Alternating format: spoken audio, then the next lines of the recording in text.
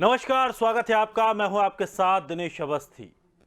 उत्तर प्रदेश की राजनीति में लगातार नए मोड़ आते जा रहे हैं। अब उत्तर प्रदेश के चुनाव में जाति का जोर नापा जा रहा है। बीजेपी की नज़र ओबीसी वोटों पर है और अब बीजेपी चाहती है कि अलग अलग जातियों के सम्मेलन किए जाएं, जिससे कि अलग अलग जातियों को पूरी रूप से साधा जाए। तो वहीं 17 अक्टूबर से जातीय सम्मेलनों की शुरुआत करने की बात बीजेपी ने कही है, जिसमें 17 ओबीसी सम्मेलन कराने के बीजेपी का प्लान है, जिसमें सभी गैर जाता दलित वोटों पर बीजेपी की नज़र है और चुनाव से पहले ओबीसी की हर प्रमुख जाति से सम्मेलन कराने की ये तैयारी है। और सबसे बड़ी बात यह है कि जातीय सम्मेलनों में मुख्यमंत्री योगी आदित्यनाथ समेत कई बीजेपी के बड़े बड़े दिग्गज इस कार्यक्रम में शिरकत भी करेंगे। केशव प्रसाद मौर्य, स्वतंत्र देव सिंह, संगठन मंत्री सुनील बंसल सहित अन्य प्रमुख चेहरे भी इस कार्यक्रमों में शामिल होंगे और हर जातीय सम्मेलन में कम से कम 1000 लोग उसी समाज से बुलाए जाएंगे। तो अपनी जाति पर असर रखने वाले नेताओं को खास तवज्जो देने की बात भी यहाँ पर कही गई है। केंद्र और राज्य सरकार की योजनाएं और वादों को लेकर के भी साफ तौर पर उत्तर प्रदेश के चुनावों में जाने वाली है। तो बीजेपी ने 2022 के लिए कमर कसी है। किसान आंदोलन, लखीमपुर हिंसा जैसी घटनाओं के चलते बीजेपी को नुकसान होने की आशंका लग रही है और इसके कारण संगठन ने जातीय गोलबंदी और समीकरण साधने पर विशेष जोर देना शुरू किया है। संगठन ने स्थानीय नेताओं से ये कहा है कि वो अपने इलाके के जातीय क्षत्रपों को साधने में लगें। बीजेपी 17 अक्टूबर से ये अलग अलग जगह कार्यक्रम करने जा रही है और जातीय क्षत्रपों को अपने पाले में लाने की कोशिश इसके माध्यम से की जाएगी। तो जो पिछड़ी अति पिछड़ी जातियां हैं उनके अलग अलग सम्मेलन इसमें कराए जाएंगे। अब इसमें सबसे बड़ी बात यह है कि जो सबसे बड़े प्रभाव रखने वाले उन जातियों के जो चेहरे रहेंगे उन पर भी फोकस रहेगा और इस साल बीजेपी अगड़ों के साथ साथ पिछड़ों को भी वोट बैंक की तवज्जो में खास तौर पर ला रही है। पिछले चुनावों में यादव छोड़कर अन्य पिछड़ी जातियों ने बीजेपी का भरपूर समर्थन किया था। इन सम्मेलनों के जरिए बीजेपी एक बार फिर इन्हीं पिछड़ों और अति पिछड़ों को साधने में जुटी है। अब देखना यह होगा कि मायावती और बसपा से छिटके गैर जाता वोट बैंक किस तरह से आएंगे।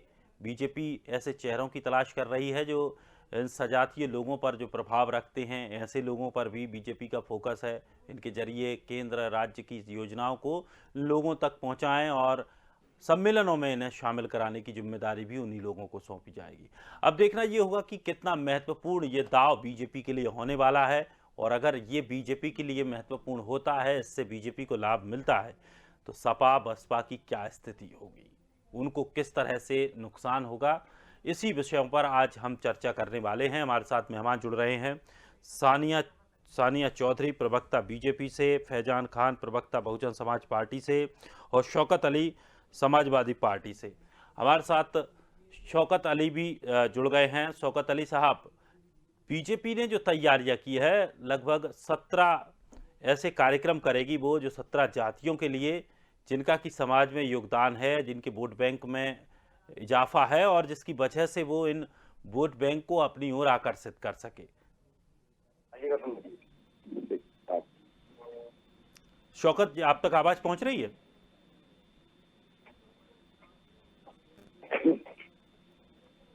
शौकत जी, आप तक आवाज पहुंच रही है? चलिए, हमारे साथ फैजान जुड़ गए हैं। फैजान खान प्रवक्ता है बसपा से।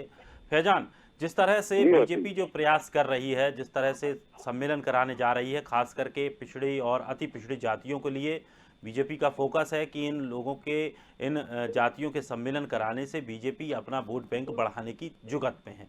किस तरह से देखते हैं, क्योंकि ये माना जा रहा है और ये माना जाता रहा है कि उत्तर प्रदेश में बसपा का जो कोर वोट बैंक रहा है वो अति पिछड़ी जातियां रही हैं, लेकिन अगर ये जातियां पूरी तरह से खिसक जाती हैं, बीजेपी की तरफ जाती हैं, तो बीएसपी को इससे कितना नुकसान हो सकता है? देखिए वैसे जी, हमारे बहुजन समाज पार्टी को किसी भी दल को कोई भी ये परिवर्तन करने, जातीय सम्मेलन करने से कोई फर्क नहीं पड़ने वाला है, क्योंकि भारतीय जनता पार्टी को पूरा उत्तर प्रदेश की जनता ने, पूरे सारे लोगों ने एक साथ मिलकर एक स्वर में नकारा है। क्योंकि उत्तर प्रदेश की जनता ने इस 5 साल में वो कुछ देखा है जो आज तक इतिहास में कभी उत्तर प्रदेश में नहीं हुआ।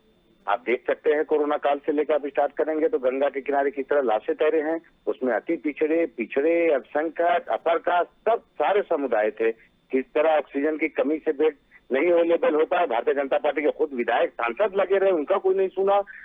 किस तरह से फैजाबाद में डेंगू से हमारे बच्चे मरते रहे, ना स्वास्थ्य इन्होंने काम किया, ना महंगाई को रोक पाए, बेरोजगारी का दर आप देख सकते हैं, और खास तौर से एनसीआरबी का रिपोर्ट आप देख सकते हैं कि किस तरह से दलितों के साथ अगर सबसे ज्यादा उत्पीड़न हुआ है तो उत्तर प्रदेश में नंबर 1 है। इसलिए मैं कहता हूं कि और पेट्रोल डीजल की कीमतें लगातार बढ़ रही हैं। जब ये अपोजिशन में थे तो इतना चीख पुकार करते थे जैसे लगता था कि सरकार में आते ही अगले दिन ये सब कुछ ठीक कर देंगे, और इन्होंने सिर्फ और सिर्फ झूठा वादा करके सारे जनता का वोट लेके सबको ठगने का काम किया। इसलिए मैं नहीं समझता कि अब कोई भी जनता, कोई भी जाति, कोई वर्ग, कोई समूह इनके साथ है। सब लोगों ने इनके चाल चरित्र को देख लिया, किस तरह से लखीमपुर खीरी में किसानों के साथ वादा करके संकल्प पत्र में अपने इन्होंने उस वादा को तोड़ा और टायर से रौदने का काम किया खुद मंत्री जी के बेटे ने। मैं आपको अवस्थी जी बताता चलूं, वो किसानों को नहीं रौदा गया बल्कि भारत के संविधान को रौदा गया है। अब मुझे तो पता नहीं कि भारतीय जनता पार्टी के माननीय प्रधानमंत्री जी किसके प्रेशर में है, माननीय योगी आदित्यनाथ जी किसके प्रेशर में है कि एक मंत्री को हटा नहीं पा रहे निष्पक्ष जांच करने के लिए। तो मैं तो ये समझता हूँ कि एक मंत्री का बेटा एक गुनहगार अपराधी इन दोनों लोगों से ऊपर हो गया है क्या, कि आज वो समाज को, किसान को देखते हुए भी इतनी बड़ी घटना होने के बावजूद उनको पद से नहीं हटाया जा रहा है। इसका मतलब साफ तौर से दिख रहा है कि इन्हें पद प्यारा है, कुर्सी प्यारी है, इन्हें जनता से कोई लगाव नहीं है, महंगाई से कोई मतलब नहीं है, बेरोजगारी से कोई मतलब नहीं है, बिजली का आप जब देख ले सबसे ज्यादा उत्तर प्रदेश में पूरे हिंदुस्तान में। तो इन सब घटनाओं को आप देख के जब देखेंगे तो आपको साफ पता चलेगा कि कहीं से भी ये देखने को नहीं मिलता कि भारतीय जनता पार्टी उत्तर प्रदेश में दोबारा कभी भी आ पाएगी। चलिए, इसलिए हमें इससे कोई फर्क नहीं पड़ रहा। चलिए, हमारे साथ केसी जैन साहब भी जुड़ गए हैं बीजेपी से। जैन साहब, जी क्या अब बीजेपी के पास गिनाने के लिए केंद्र की योजनाएं नहीं बची या प्रदेश सरकार की कोई योजनाएं नहीं बची? हिंदुत्व का मुद्दा कहाँ गया?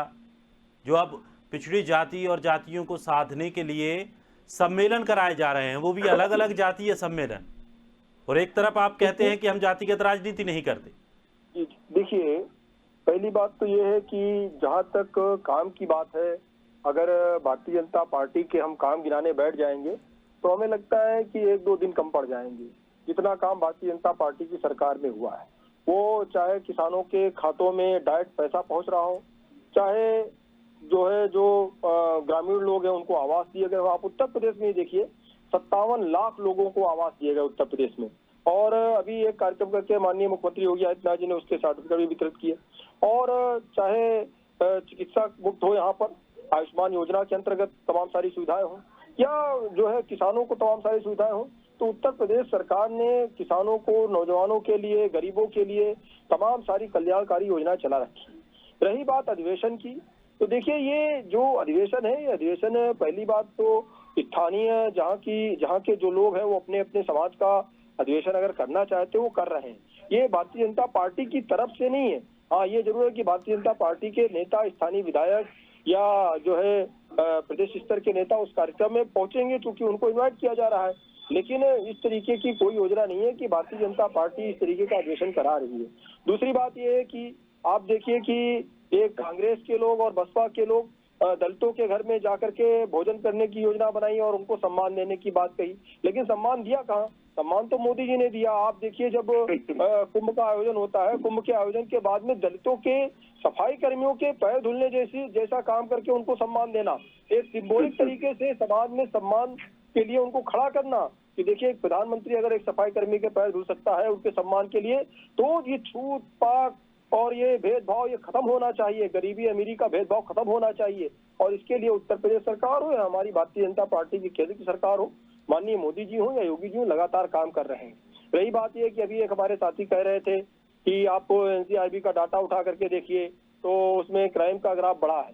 देखिए, इसके पहले क्या होता रहा, पहली बात तो क्राइम का ग्राफ बढ़ा नहीं है। अन्य जगहों से तुलना करेंगे तो यहाँ पे बहुत क्राइम कम है, लेकिन उसके बाद में भी क्या हुआ कि इसके पहले की जो सरकारें थी क्राइम को दबाने का काम करती थी। आप देखिए, बहन जी की सरकार में क्या था कि दलितों के साथ, दलितों की बेटियों के साथ बलात्कार होता था, और उसके बाद में उनको 5-5 हजार रुपए, 50-50 हजार रुपए उनको ग्रामीण स्तर पे कर दिया कि ग्राम प्रधान उनको 5-5 हजार रुपए दे करके सुलह करा दे। थाने में जबरन सुलह करा दिए जाते थे, थाने में शादियां करा दी जाती थी। तो इस तरीके का काम बीएसपी सरकार में होता है, लेकिन भारतीय जनता पार्टी सरकार में ये नहीं हो रहा है। इसमें अगर कोई व्यक्ति दोषी है, कोई गलत काम कर रहा है, कहीं पे कोई छेड़छाड़ का मामला है, किसी हरिजन के साथ में, किसी दलित के साथ में, किसी अल्पसंख्यक के साथ में, किसी पिछड़े के साथ में अगर अन्याय होता है तो भारतीय जनता पार्टी इस अन्याय को बर्दाश्त नहीं करती है और इसके लिए थानों में डायरेक्ट दिशा निर्देश कर रखे गए हैं कि आप तत्काल मुकदमा दर्ज करिए। इसीलिए मुकदमे कायम हो रहे हैं। और आप इसके पहले देखिए कि क्या होता था कि अब आप एक उदाहरण ले लीजिए। माननीय उच्चतम न्यायालय ने एक निर्णय पास किया कि SC/ST मामले तब तक दर्ज नहीं होंगे, तब तक उसमें गिरफ्तारी नहीं होगी, जब तक कि उसकी पूर्ण रूप से जांच न हो जाए। लेकिन इसी भारतीय जनता पार्टी की सरकार ने केंद्र में एक नया जो है संविधान नया एक पास करके और उसके बाद में उसको लागू कराया और जैसे कि तैसे जिस प्रकार से SC/ST कानून था उसको एज इट इज क्यों रहने दिया। बहुत बढ़िया, बहुत बड़ा एहसान किया है बीजेपी ने देश के ऊपर, बहुत बड़ा एहसान किया है बीजेपी ने देश के ऊपर। इसको तो युगों युगों तक याद रखा जाए। अन्याय न होने पाए, दलितों के साथ अन्याय न होने पाए, इस चीज का ध्यान रखा है। बात उपकार की नहीं है, बात है संविधान की रक्षा की, दलितों के, अल्पसंख्यकों के और पिछड़ों के अधिकार। और उन लोगों का अधिकार कहाँ जाएगा जो इसके दुरुपयोग से जो लोग परेशान होते हैं, उनका अधिकार कहाँ जाएगा? उनके अधिकारों की चिंता नहीं है आपको? दिनेश जी देखिए, जो भी कार्रवाई होगी विधि के अंतर्गत, कानून के अंतर्गत होगी। आपने कानून ही ऐसा बनाया है कि पहले गिरफ्तार कर लो, पकड़ के अगर किसी ने आरोप लगा दिया पहले गिरफ्तार करो, उसके बाद जांच करो। देखिए न्याय प्रणाली में क्या है दिनेश जी कि ये होता है कि शासन की मंशा क्या है। शासन की मंशा वहां से होती है जब सुप्रीम कोर्ट ने इस पूरे मामले पर संज्ञान लेकर ये कहा था कि इसमें 90% ऐसे मामले आते हैं जो लगभग फर्जी रहते हैं, 10% मामले सही होते हैं और उनको सिद्ध भी किया गया, उनको सिद्ध भी किया गया था, उसको सिद्ध भी किया गया था। लेकिन जब उसको जांच हुई तो वो 3% ही सिर्फ दोषी पाए गए। तो सोच लीजिए आपकी पुलिस कितनी तैयार कर रही है। दिनेश जी बात ये है कि ये कंडीशन कब पैदा हुई? ये कंडीशन पैदा हुई बीएसपी सरकार में। बीएसपी सरकार में जिस प्रकार से हज नेट का दुरुपयोग देखने को मिला, हमें लगता है तो आपने क्या किया? इसमें सुधार किया आपने सुधार किया कि उसको बढ़ावा दिया? नहीं, आपने सुधार किया या उसको बढ़ावा दिया? आप ये बताइए। देखिए होता है शासन की मंशा क्या है। शासन की मंशा अगर ये है कि आप उसका दुरुपयोग करें तो दुरुपयोग होगा कानून का। आपकी मंशा से तो यही लगा है, आपकी मंशा से तो यही लगा है। लखीमपुर खीरी में बता देना क्या है। जब सुप्रीम कोर्ट इस चीज में, देश का सबसे बड़ी संस्थान न्याय प्रणाली व्यवस्था जब ये चीज कह रही है, आप उसके उलट जा रहे हैं तो मानसिकता तो आपकी सवाल खड़े होते हैं। नहीं देखिए दिनेश जी बात यह है कि अभी यही पिछड़े और अल्पसंख्यक और दलितों को लेकर के बयानबाजी इस प्रकार से विपक्ष कर रहा था। आज अगर हम दलितों के साथ खड़े हैं, पिछड़ों के साथ खड़े हैं, अल्पसंख्यकों के साथ खड़े हैं तो इनको आपत्ति क्या है? अभी तो यही सवाल खड़ा कर रहे हैं। बिल्कुल आप खड़े होइए, आप खड़े कहाँ हो रहे हैं? वही तो चलिए शौकत जी भी हमारे साथ बन गए, जुड़ गए हैं। शौकत जी, बीजेपी तमाम 17 गैर जाटव दलित जातियों को लेकर के सम्मेलन करने का कार्यक्रम कर रही है, जिसमें तमाम 17 ऐसी जातियां सिलेक्ट की जाएंगी जो छोटी छोटी जातियां हैं जिनको साधा जा सके, उनका कार्यक्रम किया जाएगा। अलग अलग जगह पर प्रदेश स्तर के बड़े बड़े नेता इस कार्यक्रम में शामिल होंगे। क्या लगता है अगर ये पूरा वोट बैंक एक तरफ जाता है, बीजेपी की तरफ जाता है, समाजवादी पार्टी को कितना नुकसान है? देखिए दिनेश जी, जो भारतीय जनता पार्टी कल तक ये कहती थी कि हम जातियों की राजनीति नहीं करते, जो भारतीय जनता पार्टी हमेशा इस बात को कहती थी कि हम विकास की राजनीति करते हैं, आज वो भी आके अटक गए हैं जातियों के। अब वो जातियों की बात करने लगी। उत्तर प्रदेश में उन जातियों को आज तक दिया क्या, उनके उत्थान के लिए किया क्या, ये बताने के लिए भारतीय जनता पार्टी के पास कुछ नहीं। हाँ, लेकिन ये जरूर कह सकते हैं कि भारतीय जनता पार्टी के शासन के काल में इनका दुरुपयोग है, इनके खिलाफ अत्याचार बढ़ा है, इनके विकास में रोक लगी है। ये काम भारतीय जनता पार्टी के शासनकाल में हुआ। देखिए, जब भी इनके विकास की बात आई, भारतीय जनता पार्टी इनको भूल गई। चाहे दलितों की बात करें, बैकवर्ड की बात करें, तमाम अन्य जातियों की बात करें, उनको भूल जाती थी भारतीय जनता पार्टी। अब क्योंकि वोट बैंक की राजनीति करने के लिए तो उनको याद किया जा रहा है, चुनाव का समय है, चुनाव का माहौल चल रहा है, 3-4 महीने बचे हुए हैं, तब इनको याद आया कि दलितों की बात कर लिया जाए, ओबीसी की बात कर लिया जाए, तमाम अन्य जातियों की भी बात कर लिया जाए। देखिए, आज फिर मैं कहना चाहूंगा भारतीय जनता पार्टी आज जातियों पर अटक गई, लेकिन उत्तर प्रदेश को पूरे 4.5 उत्तर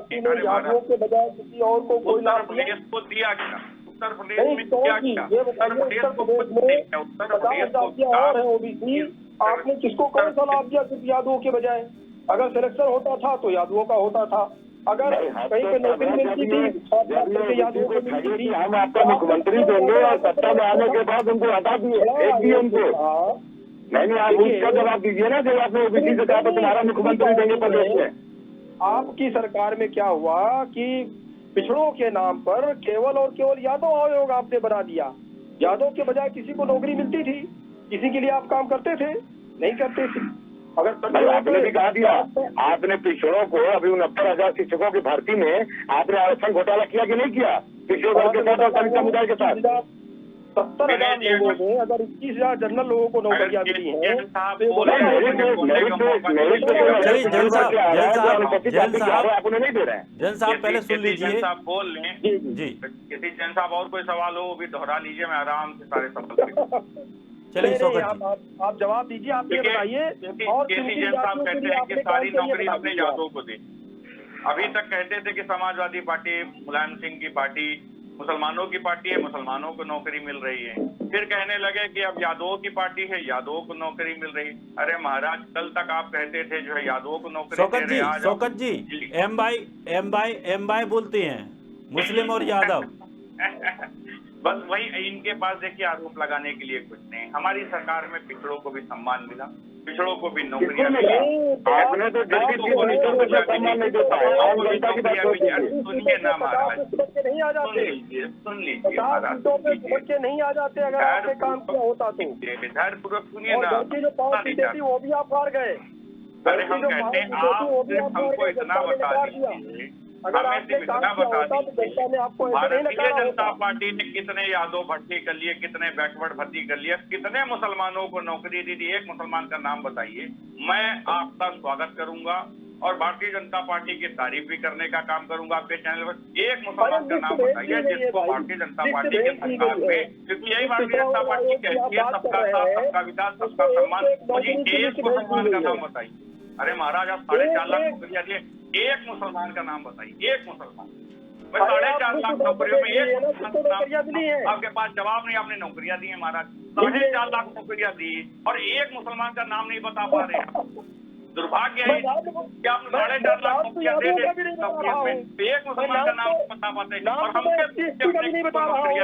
जिन किन लोगों को दिया हम बताने का काम करेंगे। हम आपको जातियों के हिसाब से बताने का काम करेंगे, किसको किसको नौकरियां थी वो बताने का काम करेंगे, क्या काम किया है बताने का काम करेंगे। 4.5 वर्ष भारतीय जनता पार्टी की सरकार में एक व्यक्ति का नाम बताइए जिसको आपने नौकरी दी, वो किस विभाग में कार्यरत हुआ, कैसे आपने दी, ये बताने का काम करिए। क्या काम किया उत्तर प्रदेश की जनता के लिए, उत्तर प्रदेश की 4.5 वर्ष की सरकार में, वो बताने का काम करिए। देखिए, आंकड़ेबाजी से काम नहीं चलेगा। 4.5 लाख हमने नौकरी दे दी। अरे आप कहते हो 4.5 लाख, आपके मुख्यमंत्री कहते हैं 6 लाख। महाराज पहले तो क्लियर 4.5 लाख क्यों, पहले क्लियर सुन लीजिए। आपने अगर नौकरियां दे दी वाले क्यों आपके क्यों चिल्ला रहे हैं? सब कुछ अगर आपने उत्तर प्रदेश में सब कुछ सही कर दिया, महाराज, तो ये लोग कौन है जो आपके चौखट पे बैठे हुए हैं, जिनकी आप बात नहीं सुनना चाहते हैं? अभी आप ही की प्रदेश से लोग हैं, किसी राजनीतिक दल के तो लोग हैं नहीं। आपके प्रदेश के वो नौजवान युवा हैं जिनके पास रोजगार नहीं, आपकी चौखट पे बैठ के रोज चीख पुकार मचा रहे हैं और रोजगार की मांग कर रहे हैं। आप उनकी बात सुनने का काम नहीं कर रहे हैं। और फिर महाराज इस तरह से 10 महीने से किसान बैठे हुए हैं धरने पे, वो किसान नहीं मानते। अखिलेश जी भाई, भारतीय जनता पार्टी तो किसानों को किसान मानने से इनकार कर देती है। आज 10 महीने से किसान बैठे हुए हैं, 800 के लगभग आत्महत्या हो चुकी है, लेकिन इन्हें किसान दिखते ही कह रहे हैं। इन्हें तो किसान सिर्फ अपने फॉर्च्यूनर के गाड़ी के नीचे दिखती है। जो आप चतुर्थ देव सिंह ने बोला भी इस बात को, इनके भारतीय जनता पार्टी के अध्यक्ष जी ने जिस व्यक्ति से बात कर रहे हैं उस केसी जैन साहब आप तक आवाज पहुंच रही है? आवाज मिल रही आपकी जी। जैन साहब, एक आरोप आप पर यह भी लगाया जा रहा है कि अब आपको दलितों की और पिछड़ों की चिंता हो रही है, लेकिन जब पिछले चुनावों में समय आया, केशव प्रसाद मौर्य का चेहरा लाकर के चुनाव लड़ा गया उत्तर प्रदेश में, और उनको जब मुख्यमंत्री बनाने की बात आई तो बीजेपी का वो दलित प्रेम, वो पिछड़ा प्रेम कहाँ चला गया था? देखिए, हमारे कई प्रदेशों के मुख्यमंत्री पिछड़े भी रहे। हमारे पिछड़े समाज से हमारे प्रदेश के प्रधानमंत्री हैं। आप देखिए, दूसरी बार भी प्रधानमंत्री उन्हीं को बनाया गया, उन्हीं चेहरा बनाया गया। मुख्यमंत्री के बारे में बताइए। यही केशव प्रसाद मौर्य जी की बात, केशव प्रसाद मौर्य जी भी मुख्यमंत्री हैं, डिप्टी सीएम हैं और वो संतुष्ट हैं। और भी हमने तमाम सारे मंत्री ऐसे बनाए हैं जो ओबीसी पिछड़े वर्ग के हैं। अभी आप देखिए जो हमने चैनल पे नाम बताए, आप अपने केंद्र के कई सारे नाम को बताए तो ज्यादा बेहतर होगा। जो कितने संतुष्ट है और वो समाज कितनी संतुष्ट है। केशव प्रसाद मौर्य जी पिछड़े समाज से है नहीं है, मोदी जी पिछड़े समाज से है नहीं है। नहीं, उत्तर प्रदेश में क्या हम हालात नहीं देख रहे हैं कि जितने माफियाए हैं सिर्फ एक बिरादरी को छोड़ के सबको आप माफिया समझते हैं और उस एक विशेष बिरादरी को, सारे माफियाओं को आप माफिया मानने से इनकार कर देते हैं। माफियाओं के तो जो बिल्डिंगे हैं ना उस पे बुलडोजर चल रहा है। तो बुलडोजर क्यों नहीं अपने माननीय कैबिनेट मिनिस्टर को करवाते हैं, जिससे लखीमपुर में किसानों को रोक दिया। हिम्मत है तो करवाइए, सब आपको जाने हैं। कठिनी और करने में कोई अंतर नहीं है। हुए थे जेल में और जेल में सारी सुविधाएं दे रहे थे, एम्बुलेंस इनके पीछे पीछे चल रही थी। आज उत्तर प्रदेश में उनको वापस ला करके जेल में संविधान के हिसाब से 2022 में आपको इसका रिजल्ट मिल जाएगा। जो फॉर्चूनर से ढूंढने का काम कर रहे हो, माननीय मंत्री को अपने बचाने का काम किया जा रहा है। 107 से ज्यादा ऐसे माफिया थे जिनको आपने प्रश्रय दे रखा था, जिनके बल पे आप चुनाव जीतते थे और जिनके ऊपर बाकायदा न्यायालय ने 2-2 लाख रुपए का NBW जारी कर रखा था। 2-2 लाख रुपए की आपके बातों से ये बातें शोभा नहीं देती। आपके माननीय मुख्यमंत्री जी पे केस था, आपके माननीय डिप्टी सीएम पे केस था। आप लोग को सरकार में आने के बाद दलित पिछड़ों का काम छोड़िए, आप लोग अपना केस वापस लेने लगे कि माननीय हाईकोर्ट पर इसमें बीच में आना पड़ा। कोई भी केस वापस नहीं लिया जा सकता। रहा करते थे फर्क क्या है? को प्रश्रय आप लोग देते थे। Samajwadi party, BSP, Bharatiya Janata party का माफियाओं के ऊपर क्या लगाम है कि हर बार माननीय सुप्रीम कोर्ट, माननीय हाई कोर्ट को बीच में आना पड़ता है। विकास दुबे ब्राह्मण हो गया था और 4 ब्राह्मणों की नहीं, सिर्फ आपको ब्राह्मण समाज के माफिया दिखते हैं, सिर्फ आपको माइनॉरिटी के माफिया दिखते हैं, आपको दलित के माफिया दिखते हैं, आपको अपने विशेष जाति के माफिया नहीं दिखाई दे रहे। चलिए। विकास दुबे ब्राह्मण था क्योंकि वो माफिया था, उसको आप लोग पाल पोस रहे थे। जैन साहब कल माननीय ब्रिजेश केसी जैन साहब अब 2022 में छीन लेंगे। जैन साहब बीजेपी ने बहुत काम किया। जितने भी आप लोगों ने हमारे ऊपर अपराध के रूप में अत्याचार किया है वो सब 2022 में जनता आपसे ले लेगी। जनता को आपने ठगा है, झूठ बोला है, आपने ध्रुवीकरण की राजनीति के अलावा कुछ नहीं किया है। जब अपने मंत्री भी आई तो आप हटा नहीं पा रहे। आप लोगों के माननीय प्रधानमंत्री जी को, माननीय योगी आदित्यनाथ जी ऐसी प्रदेश की जनता ने उसी दिन देख लिया, जबकि आप उस मंत्री को नहीं हटा पा रहे। वो आपके ऊपर हो चुका है। अरे बहुत बोलते हैं आप, पहले जवाब भी तो 1 मिनट के लिए सुन लीजिए। जवाब आप दीजिए, बताइए कब मंत्री को गिरफ्तार करेंगे आप, कब जेल भेजेंगे? क्यों प्रेशर में है आपके माननीय प्रधानमंत्री जी, क्यों प्रेशर में माननीय मुख्यमंत्री? 4 आप दायरे के नीचे किसानों को रोकने का काम करते हैं, भारत के संविधान को रोकने का काम करते हैं। नहीं चलेगा, जनता नहीं सहेगी आप लोगों का अत्याचार। देखिए बीएसपी का कार्यकाल देखा जनता ने और जनता उत्तर प्रदेश की जनता ही नहीं, बच्चा याद कर रहा है आदरणीय बहन कुमारी नायडू जी को। अरे आप लोगों को जो अपराध है वो समझा जा रहा है। तो आपको डर है कि शासनकाल जैसी बहुजन समाज पार्टी का 10 तलाकों के पीछे नजर आएंगे, समाजवादी पार्टी 10 तलाकों के पीछे नजर आएंगे। तो जनता ने और जितने केस आप लोगों ने वापस किए सब पे तुम्हारा लगेगा वो केस। 2014 में बस नहीं पाएंगे आप। जनता ने आपको सफाया कर दिया।